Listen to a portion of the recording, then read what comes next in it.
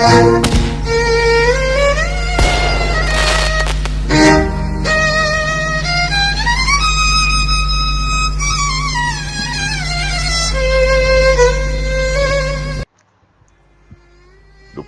سامح درويش، النورس الشاعر، آخر أباطرة الشعر.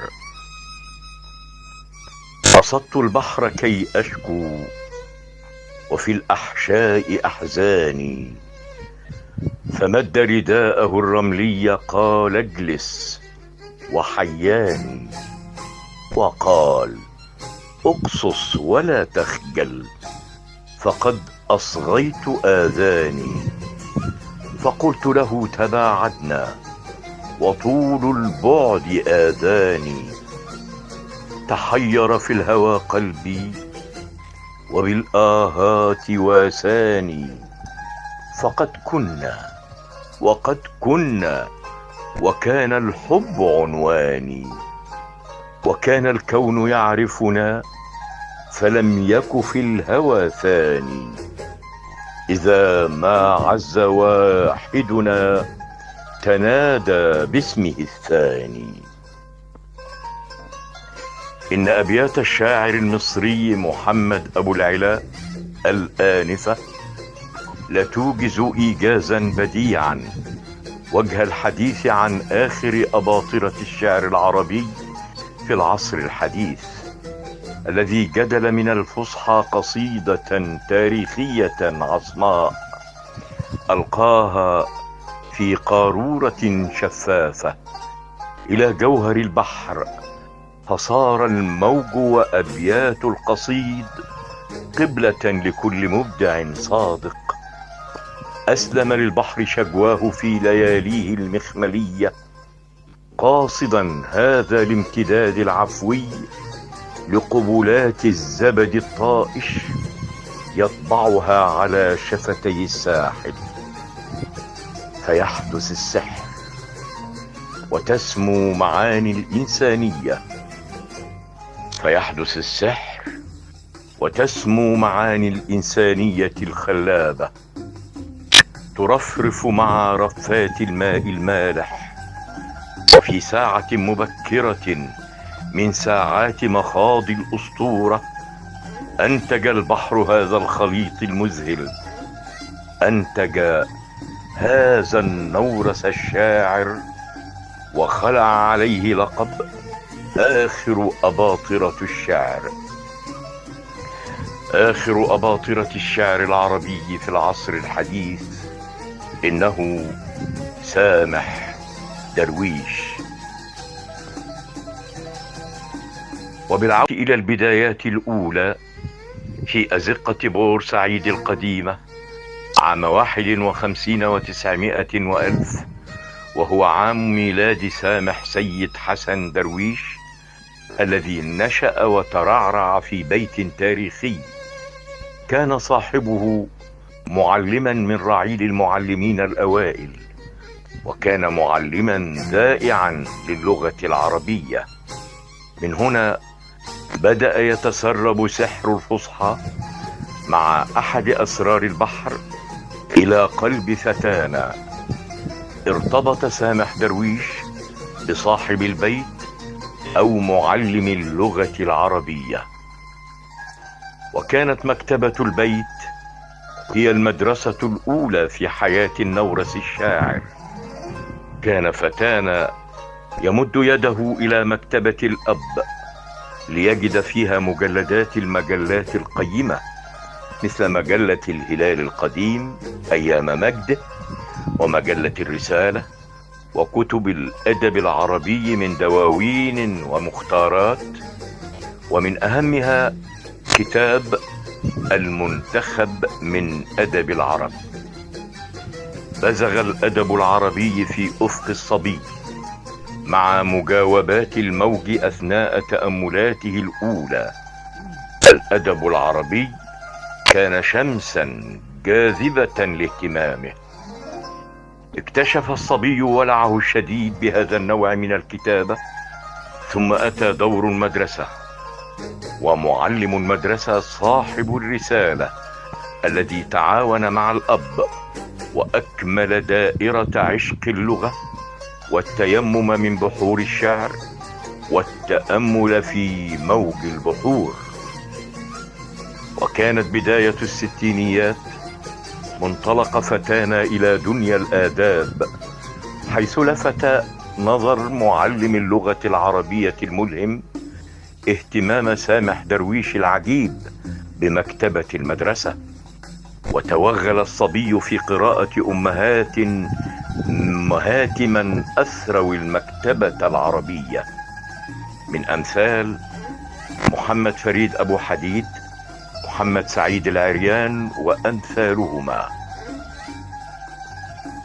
اقترب المعلم من التلميذ مدهوشا يناقشه فيما يقرأ، ويقترب التلميذ من المعلم ليعرض عليه محاولاته الأولى في الكتابة، ويبدأ المعلم بإحساس الأب والحكيم في كشف أسرار الفن الذي وجد تلميذه متورطا في عشقه، إنه الشعر. حين كتب سامح درويش أولى كتاباته خط بمداد الروح خليجا من المعاني الوردية داخل أوردة الموج، والتقى الماء على أمر قد قدر. لقد أولع الفتى بمعلمه الذي تبنى موهبته في مهدها، وأخذه في رحلة طورت تجربة فتانا، وألزمته أن يعرف أن الشعر فن، ولكل فن قواعد وأصول. علمه هذا المعلم الذي رأى أمير الشعراء أنه كاد أن يكون رسولا، علمه أن قافية القصيدة ليست كل شيء، إنما للشعر موسيقاه، مثلما للبحر هديره وللموج من أصوات التلاطم معجم من المهابة.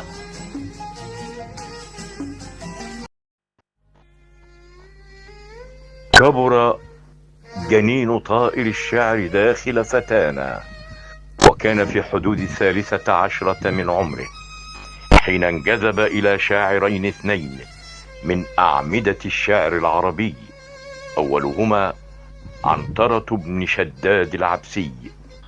فلقد دهش الفتى حين أدرك أن عنترة شخصية حقيقية وليس أسطورة تتناقلها الأجيال. لقد مسه حب هذا الشاعر الثائر العاشق، خصوصا أن شعر عنترة يتميز بين أشعار الجاهليين بالسهولة واليسر والبعد عن الوحشي والغامض من الألفاظ والمعاني.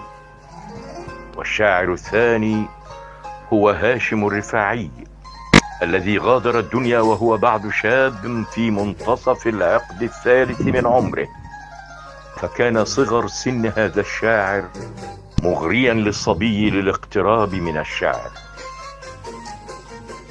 إن الشعر داخله صار طائرا من الطيور العجيبة، إلى أن أصبح سامح درويش هذا النورس الشاعر يكتب كأنما يمارس فعل الطيران.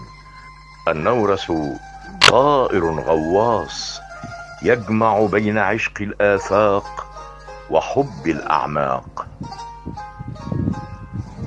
وفي ليلة من الليالي داكنة الضوء احتجب فيها وحي القمر عن عشاقه في أعقاب هزيمة 67.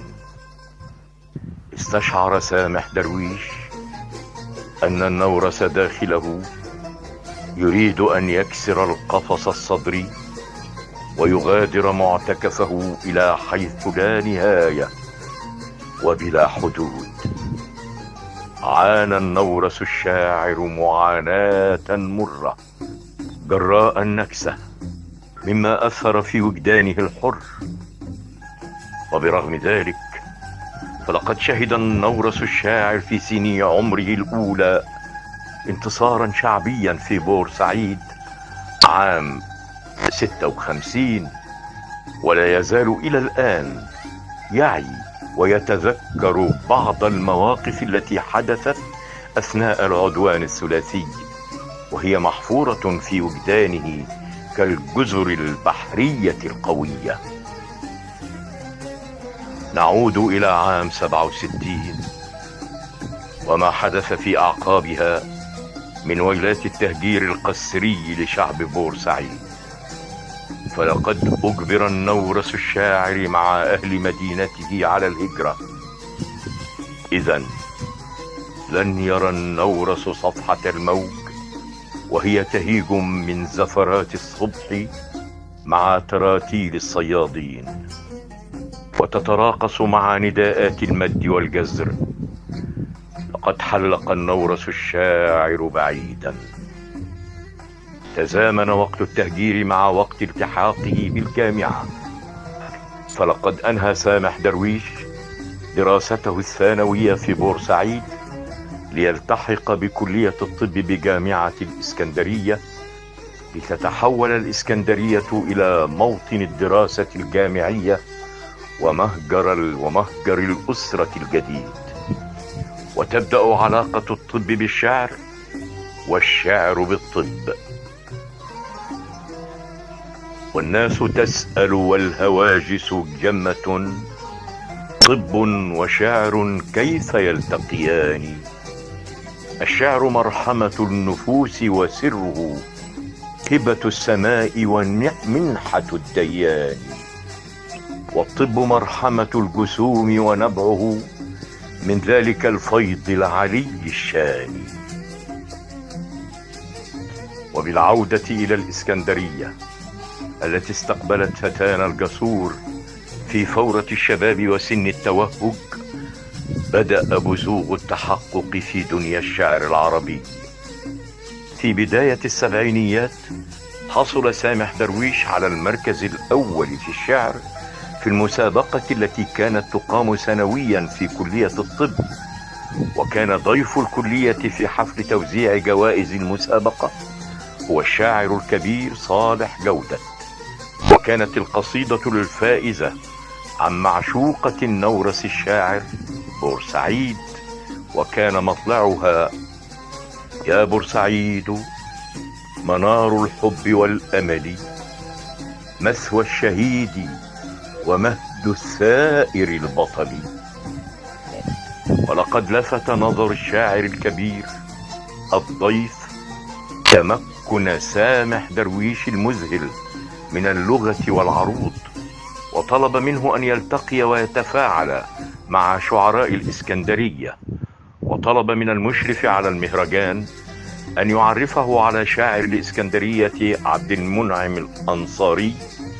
والتقى سامح درويش بالشاعر الكبير عبد المنعم الأنصاري في قصر ثقافة الحرية، وبدأت المشاركة والتفاعل المثمر مع الحركة الأدبية والثقافية بالإسكندرية.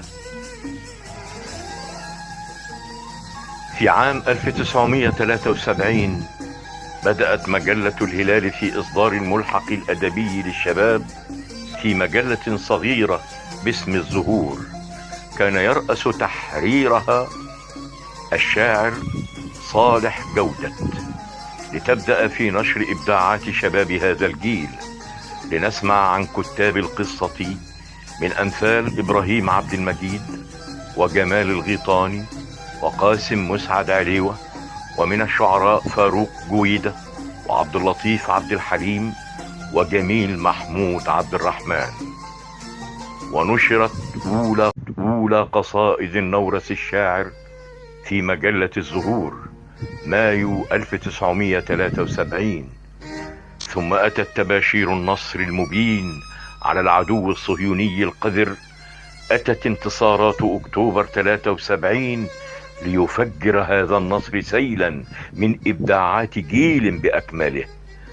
ويعود النورس الذي فر محلقا بعد النكسة إلى فؤاد دكتور سامح درويش، الذي بدأ يصدح في تراتيل الأفق، وبدأت قصائده تعرف طريقها للانتشار والذيوع من خلال منبر الإذاعة المصرية والصحافة الرسمية، وفي الندوات والملتقيات العالية التي ضمت جهابذة الأدب والفكر والثقافة.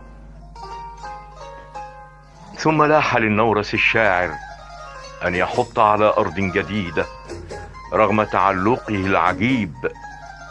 تعلقه العجيب ببورسعيد. فبعد تخرجه في كلية الطب وإتمامه فترة الامتياز بالإسكندرية، سافر دكتور سامح درويش مع مجموعة من زملائه الأطباء للعمل في الجزائر. وللجزائر في حياة النورس الشاعر مكانة كبرى وحكايات لا آخر لها، بدأت منذ فترة الستينيات أو قبل ذلك. فالجميع يعرف العلاقة بين العدوان الثلاثي على مصر عام 1956 الذي عاش دكتور سامح درويش ذكرياته في بورسعيد، وبين ثورة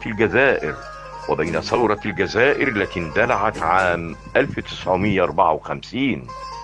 وكان اشتراك فرنسا في هذا العدوان على مصر ليس فقط من أجل تأميم قناة السويس، ولكن أيضا لتأديبها على مساعدتها ثوار الجزائر. وكانت متابعة سامح درويش لثورة الجزائر وأحداثها متابعة كاملة. وأخيرا تستقل الجزائر، ويكون لوالد دكتور سامح درويش شرف أن يكون ضمن أول بعثة مصرية لتعريب التعليم في الجزائر.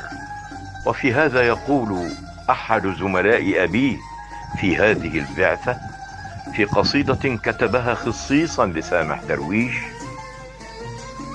فأبوك في روض الجزائر طائر بالخير صادح، ومعلم يهدي الشباب بما يقدم من نصائح، ويصحح النطق الغريب بهمة البطل المكافح. أبني إنا هاهنا جند عن الفصحى ننافح. سافر النورس الشاعر إلى الجزائر ليعمل بها بواكير عام 1977، ومكث بها 7 سنوات كانت ثرية، وأتاحت له الاندماج في المجتمع الجزائري وزيارات متكررة إلى بعض عواصم أوروبا وخصوصا فرنسا، والتعرف على جوهر آداب اللغة الفرنسية. لقد عمقت سفرته إلى الجزائر الشقيق إيمانه الكبير بالقومية العربية كاملة بلا نقصان، وقافيتها أنفاس كل مواطن عربي يلبي نداء العروبة من المشرق إلى المشرق، قصيدة بحجم وطن استحق ويستحق الريادة. وآن للحنين أن يفرض سطوته على هذا الطيران الحر للنورس الشاعر. آن لآخر أباطرة الشعر العربي في العصر الحديث أن يؤوب إلى وطن الساحل وساحل الوطن بورسعيد، المأوى والمهوى والملاذ. ففي بواكير عام 1984 عاد دكتور سامح درويش إلى بورسعيد لتبدأ مرحلة الاستقرار والبحث عن الذات في سياق المشهد الشعري المصري بعد غياب كانت تقطعه على استحياء بعض القصائد التي كان يبعثها إلى المجلات والجرائد المصرية. صدرت مجموعته الشعرية الأولى الطريق إليك عام 1992 بمقدمة مشجعة من الصديق والأستاذ الشاعر العملاق فاروق شوشة. ثم صدرت المجموعة الثانية مسافات للعشق عام 1995. ثم الثالثة عودة النورس عن سلسلة أصوات أدبية بالهيئة العامة لقصور الثقافة عام 1996. ثم صدرت مجموعة أسئلة للوصول عام 1999.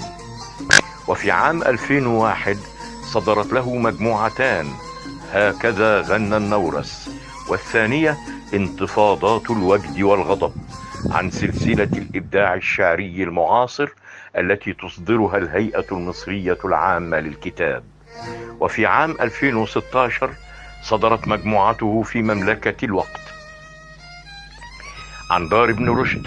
وفي عام 2020 صدرت آخر مجموعاته الشعرية المقبلة في هالات الحب عن مركز الحضارة العربية. استعاد نورسنا الشاعر نشاطه المتواصل بالمشاركة في الندوات والمحافل الأدبية مثل مؤتمرات أدباء مصر في الأقاليم، وفي معرض القاهرة الدولي للكتاب، وفي بعض المنتديات والمهرجانات الشعرية التي تقيمها بعض المؤسسات العربية مثل مؤسسة يماني الثقافية، ومؤسسة عبد العزيز البطين للإبداع الشعري، ومهرجان المحبة باللاذقية في سوريا. طبقت أشعار عملاقنا الآفاق وتهافتت عليها دور النشر، فلقد نشرت أشعاره في أهم المجلات والجرائد العربية في مصر والعالم العربي مثل الأهرام والهلال وإبداع ومجلة العربي بالكويت والمجلة العربية والمنهل والحرس الوطني بالمملكة العربية السعودية والبحرين الثقافية والآداب البيروتية وغيرهم كثير. تناول تجربته الشعرية الثرية عمالقة الفكر والنقد العربي في مصر والوطن العربي، ومن جملة من درسوا أعماله عميد العلماء أستاذ دكتور يوسف نوفل، والشاعر الكبير فاروق شوشة، والدكتور عبد اللطيف عبد الحليم، والأستاذ الدكتور نور الدين صمود، وغيرهم كثير. كما تناول شعره بالدراسة عدد من رسائل الماجستير بكلية الآداب جامعة بورسعيد. آن لنا أن نفخر بسيرة آخر أباطرة الشعر العربي الذين سكنهم وجد البحر وغرقوا في بحر الوجد، كاشفين أسراره للمحبين، تاركين لمن يأتوا من بعدهم أثرا من رحيق نورس عجيب، يكتب الشعر للآفاق وتحيا به الفصحى حياة الملائكة، منذ أن علمه البحر حروف هجاء السمو والريادة. إنه الدكتور سامح درويش، النورس الشاعر، آخر أباطرة الشعر العربي.